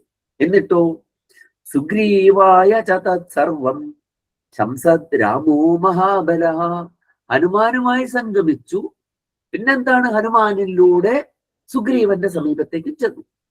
എന്നിട്ട് അത് വളരെ സംക്ഷിപ്തമായി പറയുന്നത് കൊണ്ട് സുഗ്രീവായ കഥയാമാസ, സുഗ്രീവനോട് പറഞ്ഞു. സുഗ്രീവായ സർവം ശംസദ് രാമോ മഹാബല. രാമോ മഹാബല, മഹാബല രാമ സുഗ്രീവായ സർവം ശംസദ്, എല്ലാം എന്ത് ചെയ്തു? ശംസദ്, ശംസനം ചെയ്യുന്നവനായി തീർന്നു എന്ന് പറഞ്ഞാൽ, ശംസിക്കുക എന്ന് പറഞ്ഞാൽ എന്താണ്? ആശംസിക്കുക എന്നൊക്കെ പറയുകയല്ലേ നമ്മള്? ആശംസിക്കുക, പ്രശംസിക്കുക എന്നൊക്കെ നമ്മൾ കേട്ടിട്ടുണ്ട്. അപ്പൊ ശംസനം ചെയ്യുക എന്ന് പറഞ്ഞാൽ എന്താണ്? പറയുക എന്നാണ് അർത്ഥം അല്ലെ? പ്രകൃഷ്ടമായ രീതിയിൽ പറയുമ്പോൾ പ്രശംസിക്കുക, ഒരാളെ നന്നായിട്ട് പറയുക, പ്രശംസിക്കുക. ആശംസിക്കുക എന്ന് പറയുമ്പോൾ എന്താണ്? നമ്മളുടെ ഒരു ഒരു ഒരു ഇംഗിതം നന്നായി വരട്ടെ എന്നുള്ള നമ്മുടെ ആ നല്ല മനസ്സിനെ അറിയിക്കുമ്പോൾ ആശംസിക്കുക എന്ന് പറയും. ഇവിടെ വെറും ശംസനം എന്ന് പറഞ്ഞാൽ എന്താ അർത്ഥം? പറയുക എന്നർത്ഥം. ശംസദ് രാമോ മഹാബലഃ, മഹാബലഃ രാമഃ സർവം വൃത്താന്തം വിശിഷ്യ സീതാ സംബന്ധിനം വൃത്താന്തം സുഗ്രീവായ കഥയാമാസ. മഹാബലനായ രാമൻ സുഗ്രീവനോട് എല്ലാ വൃത്താന്തവും പറഞ്ഞു എന്ന് അർത്ഥം. സുഗ്രീവ യഥാവൃത്തം, യഥാവൃത്തം കഥ, ഉണ്ടായതുപോലെ പറഞ്ഞു എന്നാണ്. അല്ലാതെ എന്തില്ല അവിടെ രാമന്റെ വകയായിട്ടൊന്നും കൂട്ടിച്ചേർത്തില്ല, ഒന്ന് കുറച്ചതും ഇല്ല. അപ്പൊ യഥാവൃത്തം, യഥാ സംഭൂതം, എങ്ങനെയാണോ സംഭവിച്ചത്, തഥായേവ സർവം കിമകരോത് സുഗ്രീവായ ന്യവേദയത്, സുഗ്രീവനായി നിവേദനം ചെയ്തു, അറിയിച്ചു. ശംസദേ സ്മ, ശംസനം ചെയ്തു എന്നാണ്. ശംസതി സ്മ, ശംസനം ചെയ്തു. ആദിതസ്തദ്യഥാവൃത്തം സീതായാശ്ച വിശേഷതഃ, എല്ലാ കാര്യവും തുടക്കം തൊട്ടേ പറഞ്ഞു. എന്തുകൊണ്ടാണ്, എങ്ങനെയാണ് താനിവിടെ വന്നത് എന്നുള്ള കാര്യമൊക്കെ നന്നായിട്ട് പറഞ്ഞു കൊടുത്തു. ഒരു കാര്യം പറയുമ്പോൾ അത് വേണമല്ലോ, എല്ലാം മറച്ചു വെക്കാണ്ട് കാര്യങ്ങളൊക്കെ പറയണം. എന്നാലേ ഒരാളായിട്ട് സഖ്യം ചെയ്യുമ്പോൾ എന്ത് ചെയ്യാൻ പറ്റുള്ളൂ? അയാളുമായിട്ട് ശരിക്കുള്ള സഖ്യം ചെയ്യാൻ പറ്റുള്ളൂ. ബാക്ക്ഗ്രൗണ്ട് മുഴുവൻ പറയണ്ടേ? നമ്മൾ പറയാറില്ലേ, വക്കീലിന്റെ അടുത്തും ഡോക്ടറുടെ അടുത്തും ഒന്നും ഒളിച്ചു വെക്കാൻ പാടില്ല അല്ലേ? കാരണം ഒളിച്ചു വെച്ചാൽ എന്താണ്, കോടതിയിൽ വിചാരണയുടെ സമയത്ത് ചില കാര്യങ്ങൾ പുറത്തു വരുമ്പോൾ മറുപടി പറയില്ലാണ്ട് വരും വക്കീലിന്. ഡോക്ടറുടെ അടുത്ത് ഒളിച്ചു വെച്ചാലത്തെ കുഴപ്പം എന്താണ്?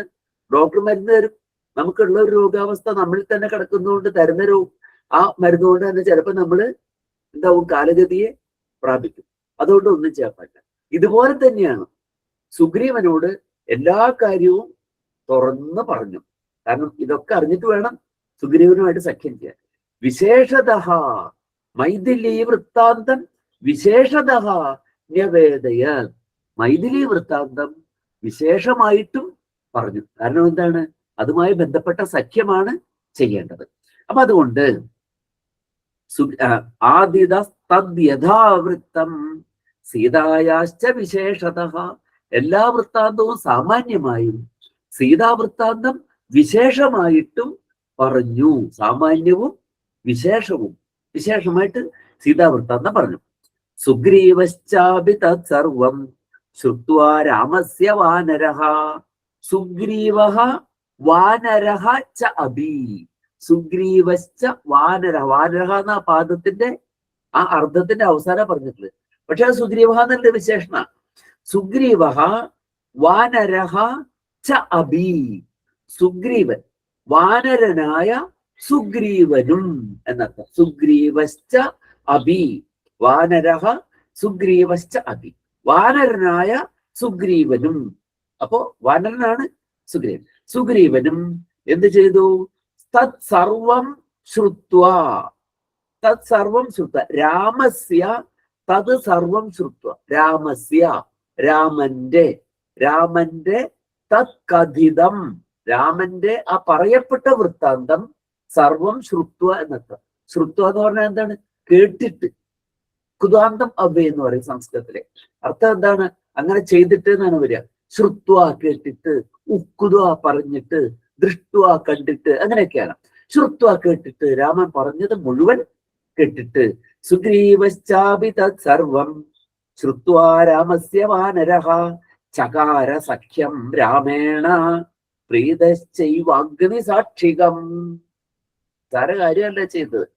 ചകാര സഖ്യം രാമേണ, സർവം വൃത്താന്തം ശ്രുത്വ രാമേണ സഖ്യം ചകാര, രാമേണ സഹ, രാമനുമായിട്ട്. രാമേണ എന്ന് പറഞ്ഞ തൃതീയയിൽ പറഞ്ഞാൽ രാമേണ സഹ എന്നർത്ഥമാണ്. രാമനുമായിട്ട് സഖ്യം ചകാര, സഖീഭാവം. ശരി, നമ്മൾ രണ്ടുപേരും കൈ കൊടുത്തു, ഷെയ്ക്കാൻ കൊടുത്തു, നമ്മൾ രണ്ടുപേരും സുഹൃത്തുക്കളായിരിക്കുന്നു. ഇപ്പോൾ സഖ്യം, സഖീഭാവം ചെയ്തു. ഈ കാര്യം കൈകാര്യം ചെയ്യുന്നിടത്ത് നമ്മൾ രണ്ടുപേരും സഖാക്കളാണ്. സഖാക്കൾ എന്ന് പറയുന്നത് അർത്ഥം സമാനം ഖ്യായതേ, തുല്യമായി അറിയപ്പെടുന്നവരാണ് എന്ന് പറഞ്ഞാൽ രാമന്റെ ദുഃഖം എന്റെ ദുഃഖവുമാണ്, എന്റെ ദുഃഖം രാമന്റെ ദുഃഖം. അതാണ് സഖീഭാവം എന്ന് പറഞ്ഞാൽ. ഇല്ലേ? വിവാഹത്തിന്റെ സമയത്ത് ഏഴ് ചുവട് വെക്കലുണ്ട്, കേട്ടല്ലേ? സപ്തപദീനം, 7 ചുവട് വെച്ചിട്ടാണ് വിവാഹം നടത്തുന്നത്. അത് ആ 7 ചുവട് വെക്കല് വെറുതെ 7 ചുവട് വെക്കല്ല. ഈ ഇടയ്ക്ക് ഏതാണ്ട് ഒരു വർഷം, ഒന്നൊന്നര വർഷം മുമ്പ് രാജസ്ഥാൻ ഹൈക്കോടതി ഒരു കേസിൽ ഒരു ചോദ്യം ചോദിക്കുകയുണ്ടായി. എന്താണ് ആ ചോദ്യം എന്താണെന്ന് അറിയോ? നിങ്ങളുടെ വിവാഹം, ഒരു കപ്പിൾസിന്റെ വിവാഹമോചനാണ് കേസ്. നിങ്ങളുടെ വിവാഹം സാപ്രപദീനം അനുസരിച്ച് നടത്തിയതാണോ എന്ന് ഹൈക്കോടതി ജഡ്ജാ ചോദിക്കുന്നത്. എന്ന് പറഞ്ഞാൽ ആ 7 ചുവടുവെപ്പിടലോ, ആ 7 ചുവടുവെപ്പ് വെച്ചിട്ടുണ്ടോ എന്നാണ് ചോദിക്കുന്നത്. അത് വെച്ചിട്ടുണ്ടെങ്കിൽ നിങ്ങൾ എന്താണ്, ആ 7 ചുവടുവെപ്പിന്റെ മന്ത്രങ്ങളുണ്ട്. അതെങ്ങനെ വെച്ചാല് അതിങ്ങനെയാണ്. ആദ്യത്തെ ചുവട് വെക്കുന്ന സമയത്ത് ഇഷ ഏകപദീഭവ സാമാം അനുവ്രതാഭവ പുത്രാൻ വിന്ദേവ ഹൈബഹൂംസ്തേ സന്തു ജരദഷ്ടയഃ. ഇഷ ഏകപദീഭവ, നീ ബലത്തിന് വേണ്ടി എന്നോടൊപ്പം ഒരു ചുവട് വെക്കുക. ഭാര്യാഭർത്താക്കന്മാർ ഒന്നിച്ചു നിന്ന് ഒരു ചുവട് വെച്ചാൽ അതൊരു ബലമാണ്. നമ്മുടെ കുടുംബങ്ങൾ പലപ്പോഴും അത് കാണാറില്ല. ഭർത്താവ് ഒരു കാര്യത്തിന് ഉദ്യമിച്ചാൽ ഭാര്യ ചിലപ്പോൾ അതിന് തടസ്സം പറയും, അത് വേണ്ട എന്ന് പറയും. അല്ലെങ്കിൽ ഭാര്യ ഉദ്യമിച്ചാൽ ഭർത്താവ് ചിലപ്പോ അനുകൂലിച്ചുകൊള്ളുന്നില്ല.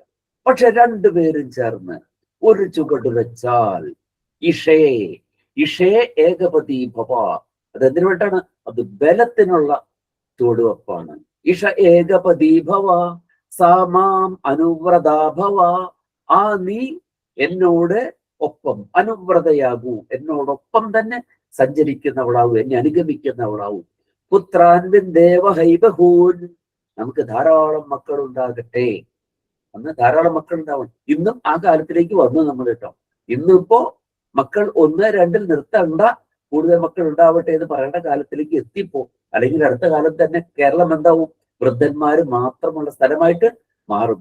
അപ്പോ വിവാഹ മന്ത്രത്തിന്റെ ഈ സാപ്തപദീനത്തിന്റെ എന്താണ് മന്ത്രം വീണ്ടും എന്തായിത്തീരുന്നു? പ്രസക്തമായി തീരണം.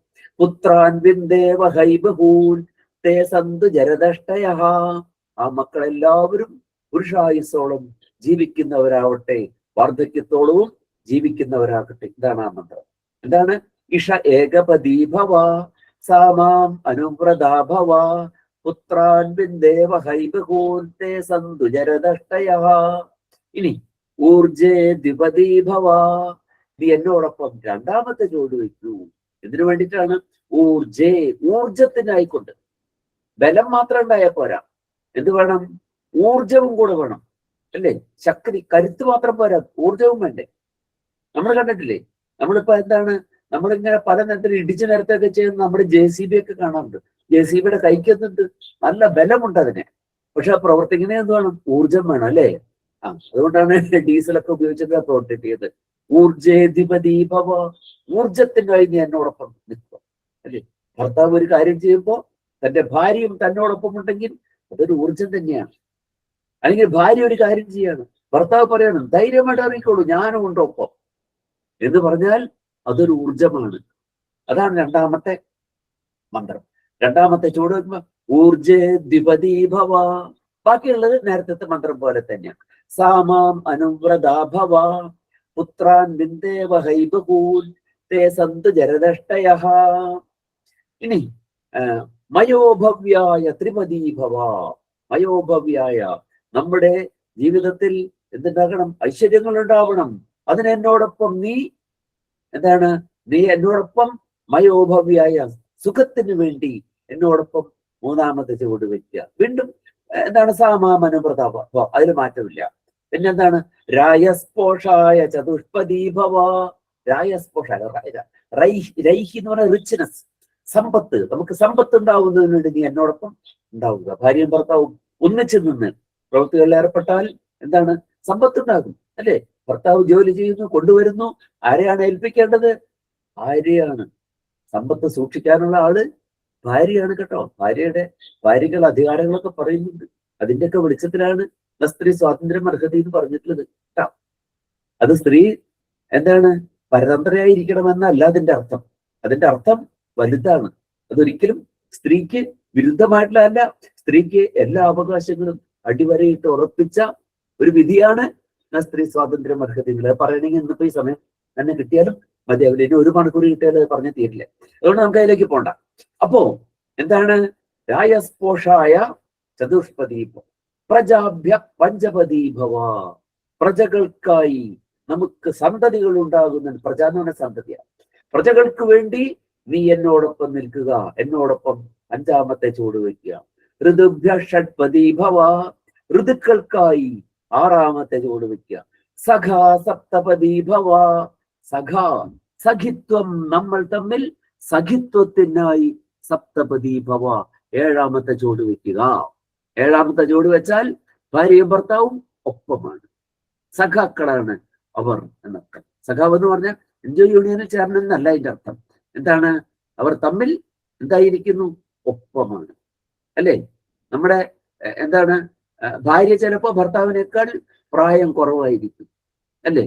പക്ഷെ ചിലപ്പോ ആരെക്കാളും, നമ്മുടെ അനിയനേക്കാളും പ്രായം കുറവാകും നമ്മുടെ ഭാര്യയ്ക്ക് ചിലപ്പോ. പക്ഷെ വീട്ടിൽ വന്നാൽ ഏട്ടനോടൊപ്പമാണ് കാണുക ഭാര്യയെ. അതുകൊണ്ട് അനിയനേക്കാളും പ്രായം കുറവാണെങ്കിലും ഏട്ടന്റെ ഭാര്യ എന്താ വിളിക്കുക?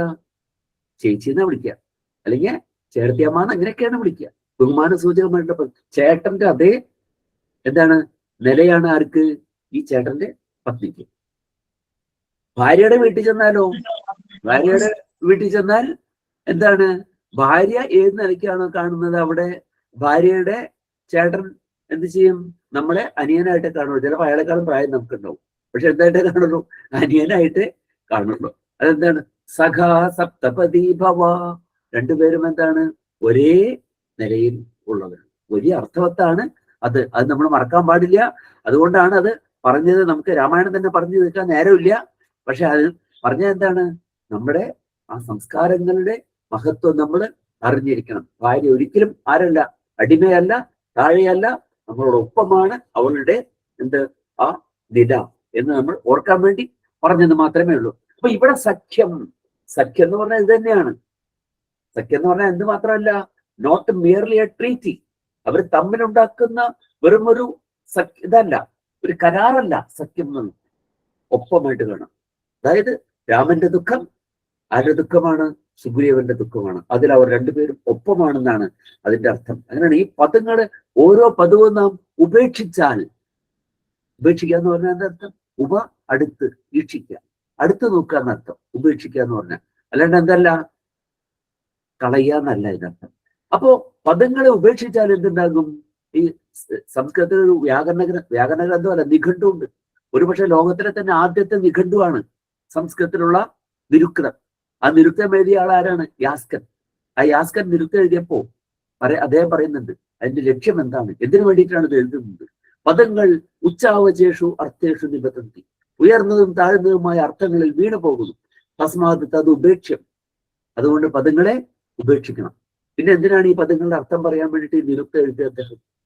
അപ്പൊ അവിടെയാണ് പദങ്ങളെ ഉപവീക്ഷ്യം. അടുത്ത് വീക്ഷിക്കുക, അടുത്തു നോക്കണം.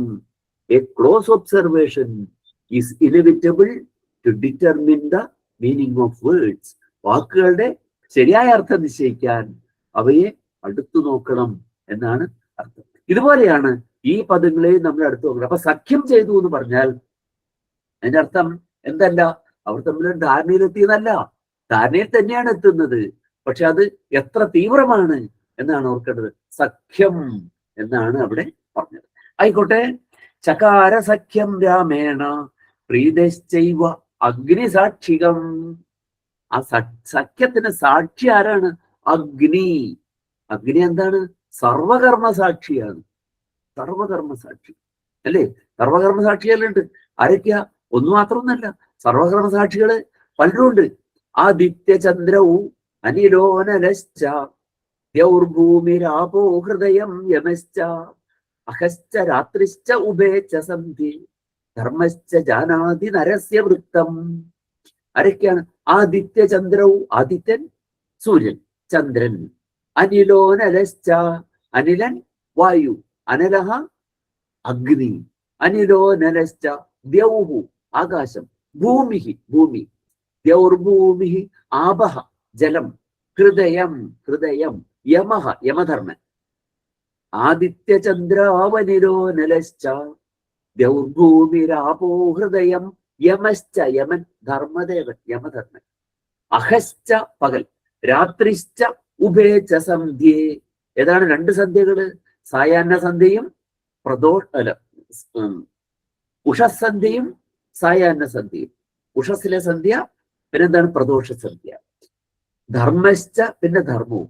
ജാനാതി നരസ്യ വൃത്തം. ഇതൊക്കെ സാക്ഷികളാണ്. അതിൽ തന്നെ ഏറ്റവും പ്രധാനപ്പെട്ട സാക്ഷിയാണെന്ത്? അഗ്നി. അഗ്നിയെ സാക്ഷി ആക്കിയിട്ടാണ് നമ്മൾ എന്ത് ചെയ്യുന്നത്? എല്ലാ പാവന കർമ്മങ്ങളും ചെയ്യുന്നത് അഗ്നിയെ സാക്ഷിയാക്കിയിട്ടാണ്. അതുകൊണ്ടാണ് വിവാഹമൊക്കെ അങ്ങനെയല്ലേ, അഗ്നിസാക്ഷികം. അതുകൊണ്ടാണ് നമ്മൾ ഏത് നല്ല കാര്യം ചെയ്യുമ്പോഴും എന്ത് ചെയ്യുന്നത്? നല്ല വെളിച്ചുണ്ടാവും, ട്യൂബ് ലൈറ്റ് ഒക്കെ ചുറ്റുപാട് ഇട്ടുവെച്ചിട്ടുണ്ടാവും, എന്നാലും എന്ത് ചെയ്യും? വിളക്കത്തിച്ചു. അഗ്നി സാക്ഷികമായിട്ടാണ്. അഗ്നിസാക്ഷികമായിട്ടുള്ള സഖ്യമാണ് രാമസുഗ്രീവന്മാർക്കിടയ്ക്ക് ഉണ്ടായത്. അഗ്നി. അപ്പൊ അതുകൊണ്ടാണ് അനുല്ലംഘനീയമായ സഖ്യം അവർ തമ്മിലുണ്ടായ യുദ്ധം. അപ്പോ അനുല്ലംഘനീയമായ സഖ്യം. ഇതിനാണത് അടിവരയിട്ട് പറഞ്ഞത്. ഒന്നും കൂടെ പറഞ്ഞത്, നമ്മൾ കേൾക്കുന്ന ഒരു വിമർശനമുണ്ട്. എന്താണ് ആ വിമർശനം? എന്തിനാണ് ബാലിയെ ഒളിയമ്പെയ്ത് കൊന്നത്? എന്തിനാണ് കൊന്നത്? അഗ്നിസാക്ഷികമായ സഖ്യമാണ്. അവിടെയാണ് എന്ത് ചെയ്തിട്ടുള്ളത്, പറഞ്ഞിട്ടുള്ളത് എന്നുള്ളത് ആണ്. എന്താണ്? ബാലിയെ നിഗ്രഹിച്ചു കൊള്ളാം എന്നാണ് അഗ്നിസാക്ഷികമായ സഖ്യം. പിന്നെ രാമൻ ബാലിയുടെ മുമ്പ് പ്രത്യക്ഷപ്പെട്ടാൽ അയാൾ ഭക്തനായിത്തീരും. അപ്പൊ പിന്നെയും കൊല്ലാൻ പറ്റൂ. അപ്പൊ എന്തേ നിവൃത്തിയുള്ളൂ? വധിക്കുകയും വേണം, വേറെ മാർഗമൊന്നുമില്ല. എന്തുകൊണ്ട് ആദ്യം തന്നെ ചാടിയിട്ട് കൊല്ലാന്ന് പറഞ്ഞത്? കൊല്ലാന്ന് പറയണോ? നമുക്ക് പരിഹാരം ഉണ്ടാക്കിയെന്ന് പറഞ്ഞാൽ പോരെ? വധം അർഹിക്കുന്ന കുറ്റം അവിടെ ചെയ്തിട്ടുണ്ട്. സുഗ്രീവൻ കാര്യം പറഞ്ഞല്ലോ, വധം അർഹിക്കുന്ന കുറ്റം അവിടെ ചെയ്തിട്ടുണ്ട്. എന്താണ്? അനുജന്റെ ഭാര്യയെ കൈവശപ്പെടുത്തി. അനുജന്റെ ഭാര്യ ആരാണ്? സുനൂഷ. അനുജന്റെ ഭാര്യ സുനൂഷയെ പോലെയാണ്, സുനൂഷയെ പോലെ. സുനൂഷ എന്ന് പറഞ്ഞ ആരാണ്? പുത്രവധു, പുത്രന്റെ വധുവാണ് അനുജന്റെ ഭാര്യ. അങ്ങനെയാണ് അനുജന്റെ ഭാര്യയെ കാണുന്നത്. അവളെ കൈവശപ്പെടുത്തി എന്ന് പറഞ്ഞാൽ എന്താണ്? അവിടെ സ്മൃതി പറയുന്നത് അവന് വധം. യാജ്ഞവൽക്യൻ ഒരു പടി കൂടെ കൂട്ടി പറഞ്ഞിട്ടുണ്ട്. എന്താണ്? അവന്റെ ലിംഗം ഛേദിക്കണം, എന്നിട്ട് കൊല്ലണം എന്നാ. ലിംഗം ഛേദിച്ചില്ലെങ്കിൽ തന്നെ കൊന്നു കഴിഞ്ഞാൽ പിന്നെ ലിംഗം കൊണ്ടൊന്നും ചെയ്യില്ല, പ്രയോജനമൊന്നും ഇല്ല. എന്നാ പിന്നെ കൊന്നാൽ മാത്രം പോരെ, ലിംഗം ഛേദിക്കണോ? അത്ര ക്രൂരമായ ശിക്ഷയാണ് പറഞ്ഞിട്ടുള്ളത്. അത് ഛേദിച്ചിട്ട് കൊല്ലണം എന്നാണ് പറഞ്ഞിരിക്കുന്നത്. അപ്പോ അതുകൊണ്ടാണ് എന്ത് പറഞ്ഞത്? ഞാൻ അവനെ വിഗ്രഹിക്കും, അവൻ വധാർഹനാണ്, അതുകൊണ്ട് വിഗ്രഹിക്കുമെന്ന് രാമൻ പറഞ്ഞത്. അതുകൊണ്ട് ഇതും പറഞ്ഞുകൊണ്ട് രാമായണത്തെ നിന്ദിക്കുന്നവർക്ക് പറയാൻ നമുക്കൊരു മറുപടി ഉണ്ടാകണം. അതാണ് ഇവിടെ അഗ്നിസാക്ഷികമായ അതാണ്. അപ്പൊ അതോടൊപ്പം തന്നെ എന്താണ്?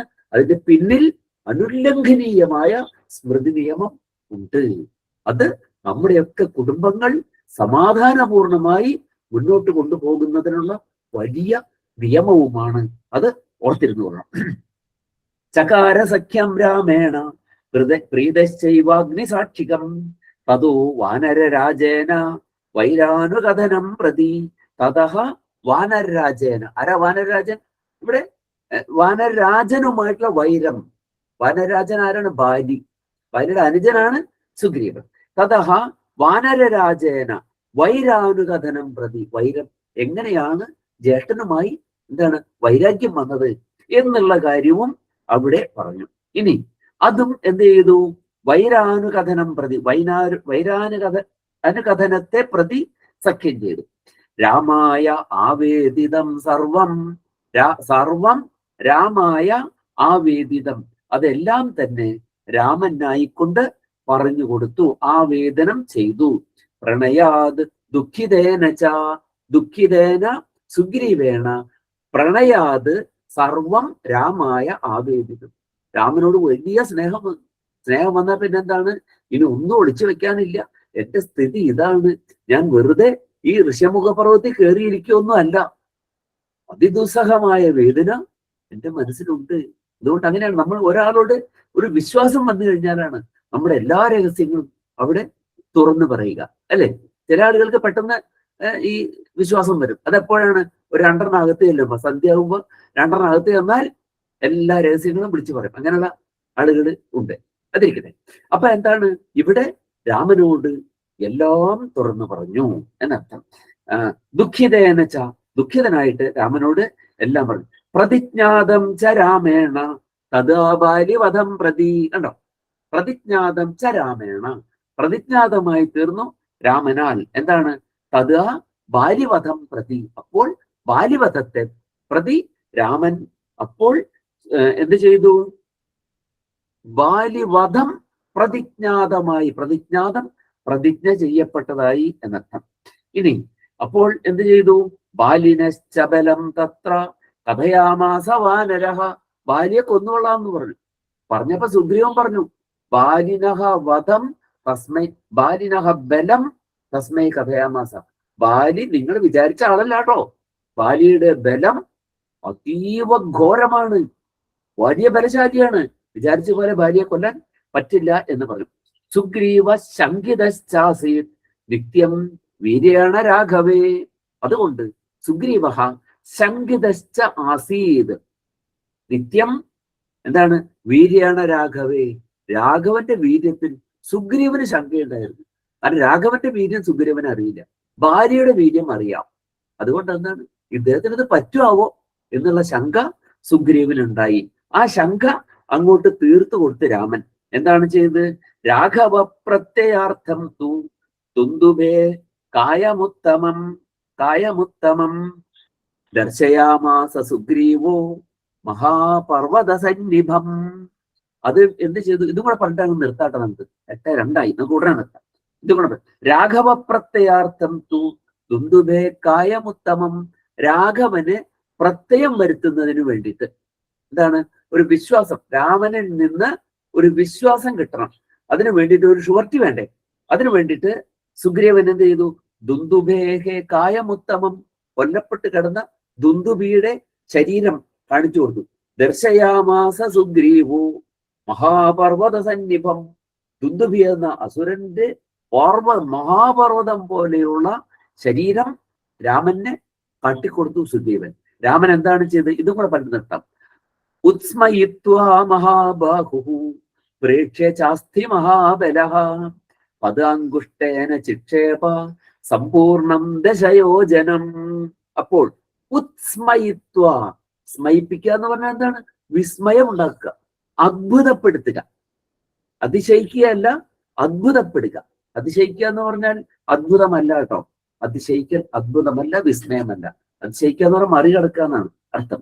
അപ്പൊ ഇവിടെ ഉത്സ്മയിത്വ, വിസ്മയിപ്പിച്ചുകൊണ്ട്, മഹാബാഹുഹു മഹാബലഹ, എന്താണ്?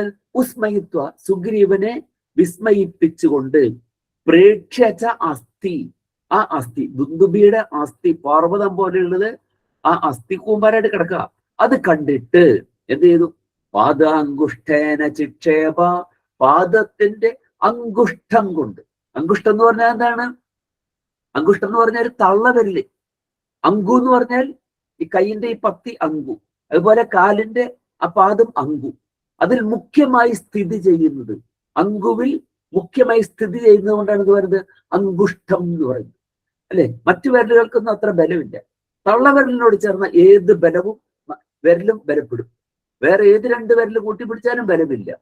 തള്ളവിരലിനോട് കൂട്ടിപ്പിടിച്ചാൽ എന്തായി? ഏതിനും ബലമാണ്, അല്ലെ? വേറെ രണ്ട് വിരൽ കൂട്ടിപ്പിടിക്കുക, ഒരു ബലമില്ല. ഇത് കൂട്ടിപ്പിടിച്ചാൽ ബലമുണ്ടോ? ബലമില്ല. അപ്പൊ അങ്കുവിൽ മുഖ്യമായി സ്ഥിതി ചെയ്യുന്നതുകൊണ്ട് അങ്കുഷ്ടം എന്ന് പറയുന്നത് തള്ളവിരലിനർത്ഥം. പാദാങ്കുഷ്ടം എന്ന് പറഞ്ഞാലോ കാലിന്റെ തള്ളവിരൽ. ആ തള്ളവിരൽ കൊണ്ട് ചിക്ഷേപ സമ്പൂർണം ദശയോജനം, അതിന് അത്രയും പർവ്വതം പോലെ കിടക്കുന്ന ആ ശരീരം ദശയോജനം 10 യോജന ദൂരം എന്ത് ചെയ്തു? പാദ അങ്കുഷ്ടേന ചിക്ഷേപ, ഒരു തോണ്ടി എറിഞ്ഞു 10 യോജന. അപ്പൊ സുഗ്രീവന് മനസ്സിലായി ഇദ്ദേഹത്തിന് ഇത് പറ്റും എന്ന് മനസ്സിലായി. അങ്ങനെ ഒരു സുഗ്രീവന് വിശ്വാസം വരുത്തുന്നതിന് വേണ്ടി ദുന്ദുഭിയുടെ ആ മഹാകായം 10 യോജന ദൂരത്തേക്ക് രാമൻ കാലിന്റെ വിരലുകൊണ്ട്, തള്ളവിരലുകൊണ്ട് എടുത്ത് എറിഞ്ഞു എന്ന്. അപ്പൊ നമുക്ക് ഇവിടെ നിർത്താം. നമ്മുടെ സമയം കഴിഞ്ഞത് കൊണ്ട് നമുക്ക് ഇവിടെ നിർത്താം. ഓം സ്വസ്തി പന്ഥാം അനുചരേമ സൂര്യ ചന്ദ്രമസാവിവ പുനർദദത അഗ്നത ജാനത സംഗമേമതി. ഓം തത്സത്. അസ്തു. ധന്യവാദ.